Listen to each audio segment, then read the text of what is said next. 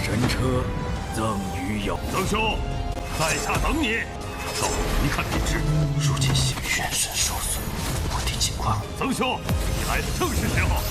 此物原来是仙人刻画的圣果玉器，还请助我一臂之力。 Hola, bagaimana nih kabar kalian? Semoga kalian dalam keadaan baik-baik saja, sehat selalu, serta dilancarkan rezekinya ya guys. Amin. Seperti biasa dan tak lain untuk hari Senin, kita akanlah melanjutkan spoiler dari Renegade Immortal. Dan kita akan memasuki bagian 67. Iya, sebetulnya tinggal melanjutkan dari Tonghua aslinya, karena untuk spoiler Mimin sedikitlah menjauh ya. Tetapi yang pasti untuk episode selanjutnya sudah pasti membalap Tonghua 1 ini. Karena untuk Tonghua aslinya ataupun alur aslinya itu sedikitlah disingkat oleh studionya guys. Jadi tanpa basa-basi langsung saja kita masuk ke dalam ceritanya. Setelah pria tengil ini benar-benar meninggal dunia di hadapan Wang Lin, dia pun langsunglah menarik semua jiwa pengembaranya kembali. Dan pria dari klan iblis raksasa pun tersenyum melihatnya dan bertanya kepada Wang Lin mengapa dia bisalah terluka seperti ini. Yang dimana Wang Lin menjawab kalau ada sebuah fragmen surgawi yang runtuh. Mendengar itu membuat pria klan iblis raksasa ini terkejut-kejut dan kagum karena Wang Lin bisa berhasil lolos dengan semua itu. Sebab untuk selama ini tidak ada satu orang pun yang pernah berhasil keluar. Lalu, karena dia sudah kagum kepada Wang Lin, dia pun memperkenalkan dirinya sebagai Cihu. Begitu juga dengan Wang Lin memperkenalkan dirinya sebagai Cheng Niu. Waduh, nyamar lagi. Mendengar nama tersebut juga membuat Cihu terkejut dan menyadari kalau nama Cheng Niu berasal dari negara peringkat 5 jiwa surgawi di selatan Suzaku.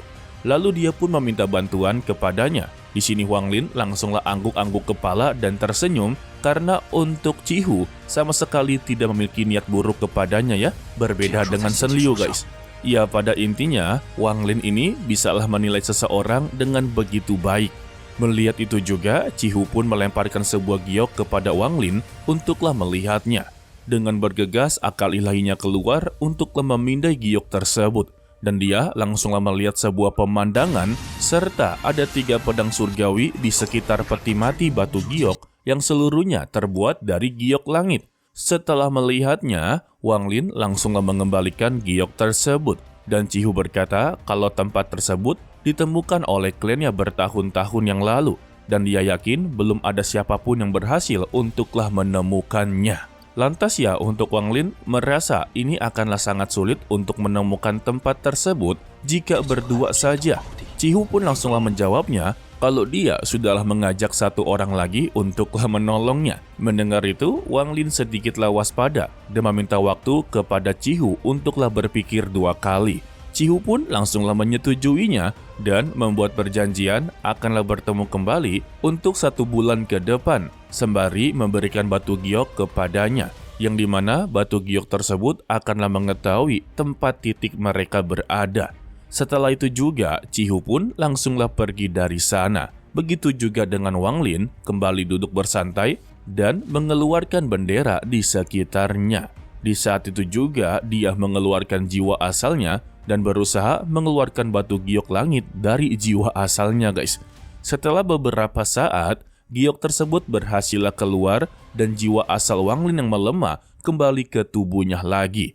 Lalu juga, dia menyimpan giok tersebut lalu melahap beberapa jiwa pengembara untuklah memulihkan jiwa asalnya. Alasan dia melakukan semua ini, ya gara-gara dia menggunakan semua kekuatan jiwanya untuklah melarikan diri dari lorong tersebut. Kemudian, dia mengeluarkan sepotong logam yang dia dapat dari kerangka tersebut ya, dan segera memindainya. Seketika, beberapa informasi masuk langsunglah ke kepalanya. Dan setelah itu, Wang Lin mengetahui kalau logam tersebut berisikan metode untuklah menyempurnakan kereta penghabis dewa. Serta tentang kerangka tersebut juga, ternyata ia dulunya adalah orang yang mencoba menyempurnakan metode tersebut. Sayangnya dia berakhir naas dengan kegagalan. Itu semua karena kekurangan bahan serta kekurangan pemahaman. Dan untuk barang yang kurangnya ini telah tersegel di gua di dalam gunung berbentuk harimau. Alhasil, Wang Lin malah berencana untuklah pergi ke sana dan masuklah ke pusaran serta untuklah mencarinya, guys. Setelah beberapa hari, Wang Lin masihlah belum sama sekali menemukannya.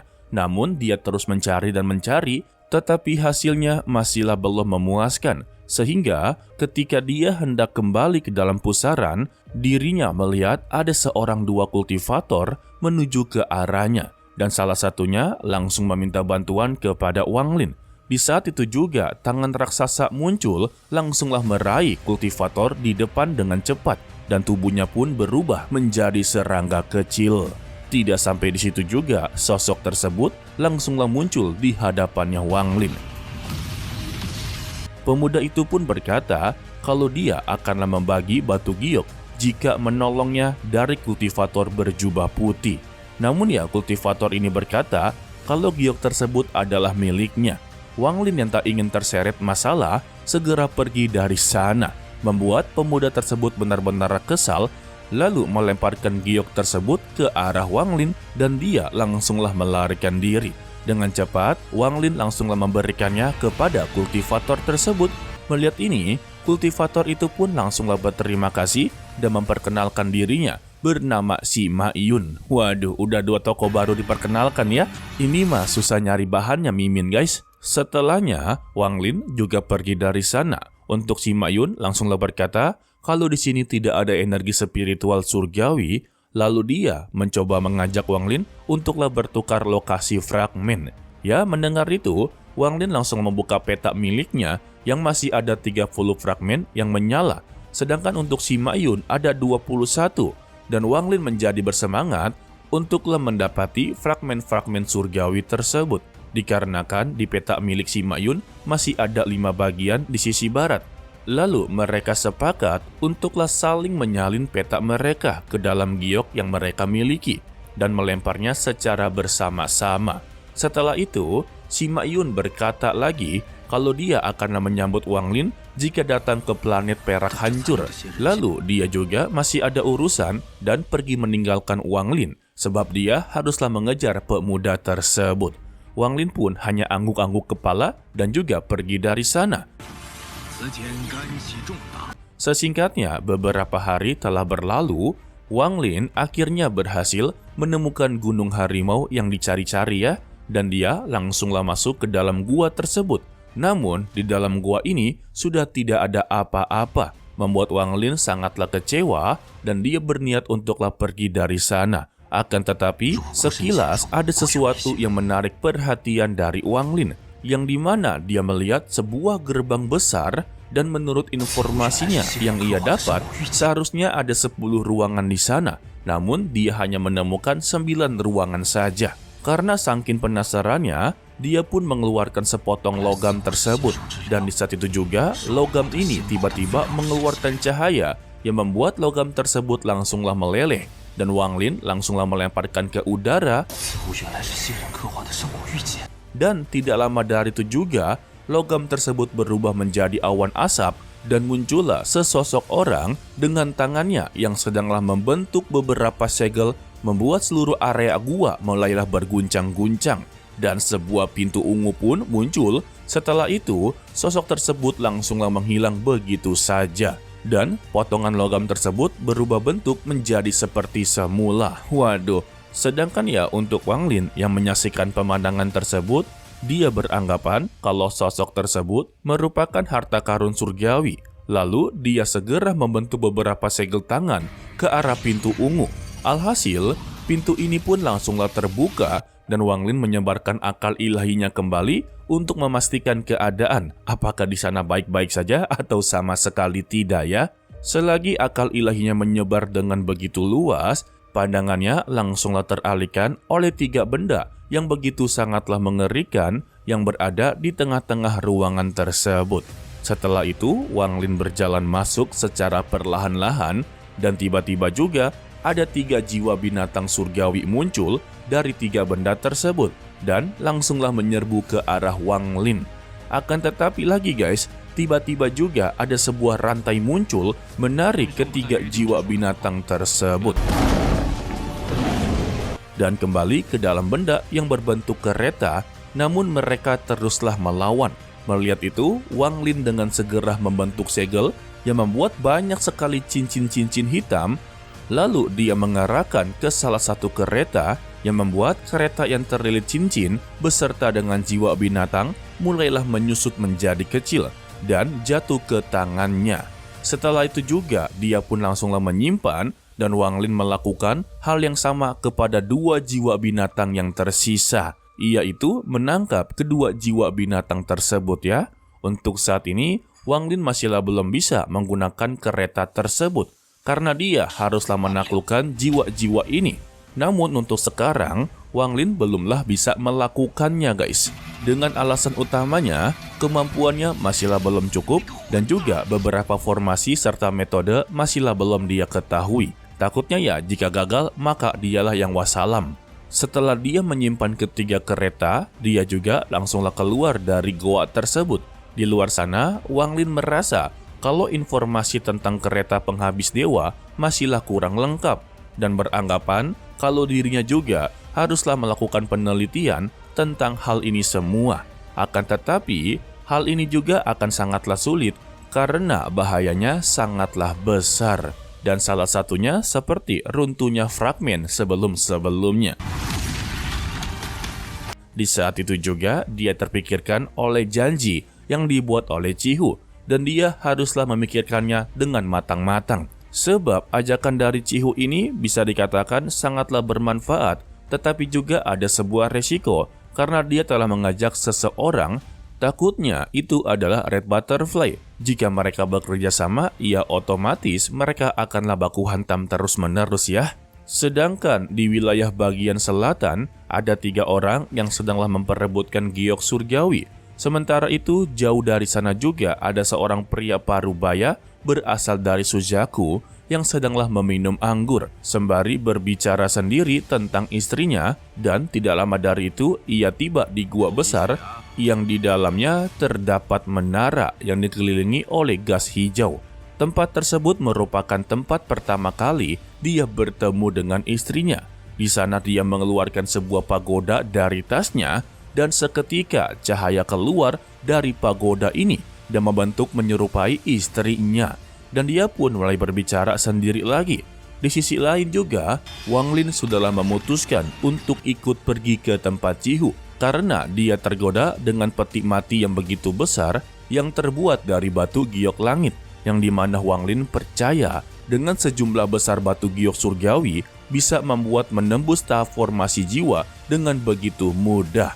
Dan di saat itu juga, si Tunan akanlah bangun. Itulah yang dipikirkan oleh Wang Lin ya guys. Dan dia pun bergegas menuju pusaran untuklah menggunakan giok yang diberikan oleh Cihu. Di tempat Cihu berada, dia sedanglah menunggu kedatangan dari Wang Lin dan satu orang lainnya guys. Selagi dia menunggu, ada seseorang muncul yang ternyata itu adalah Red Butterfly, orang yang diajak oleh Cihu selain Wang Lin. Dan dugaan dari Wang Lin itu ternyata benar, yang diajaknya adalah Red Butterfly. Lalu Red Butterfly pun melihat ke arah Cihu dan berkata dia tidak akanlah melepaskan jika informasi yang dia berikan telah salah besar ya. Mendengar itu, Cihu langsunglah membela diri kalau informasi benar atau salahnya dia juga sama sekali tidaklah tahu. Karena informasi ini dia dapatkan dari leluhurnya yang bernama Shizu. Sontak untuk Red Butterfly ataupun Hongdie yang mendengar nama dari Shizu, dia langsunglah merasa sedikit santai. Karena untuk klan Sueyu dan klan Iblis Raksasa memiliki hubungan dengan begitu baik. Dan dia berkata kalau peti tersebut akanlah menjadi miliknya. Ya, calon-calon pertarungan juga sih. Lalu Cihu pun berkata kalau ada satu orang lagi yang ia ajak bernama Cheng Niu. Membuat Red Butterfly sedikitlah penasaran. Waduh, sebentar lagi akanlah bertemu ya. Tetapi kita akhirilah untuk episode kali ini guys. Ya, kita akan melihat untuk selanjutnya kalau Cheng Niu atau Wang Lin yang akanlah bekerjasama dengan Red Butterfly secara dekat ya. Dan pada ujung-ujungnya Red Butterfly ini juga akanlah menyukai sosok dari Wang Lin selama mereka bekerja sama guys. Tetapi dia menyukai sosok Wang Lin dengan nama sebagai Cheng Niu. Ya pada intinya di alam surgawi tidak ada yang mengetahui identitas asli dari Wang Lin ya guys. Yang mereka tahu yaitu hanya Cheng Niu saja. Oke lah, sepertinya cukup sampai di sini saja dulu untuklah video kali ini. Dan mohon maaf apabila ada suara noise yang begitu sangatlah besar karena untuk daerah Mimin sedanglah hujan dari jam 3 subuh. Udah gitu hujannya benar-benar awet. Udah hujan, berhenti, hujan lagi, berhenti lagi, hujan lagi. Aduh. Tetapi ya tetap kita syukuri karena hujan juga termasuk anugerah dari Tuhan Yang Maha Kuasa ya. Pesan dari Mimin, tetaplah menjadi orang yang baik walaupun itu sangatlah sulit. To be continue, sampai jumpa di video berikutnya. Bye-bye. 摄神车赠予有曾兄，在下等你。到一看便知。如今元神受损，目的情况曾兄，来的正是时候。似乎原来是仙人刻画的生活预警。还请注意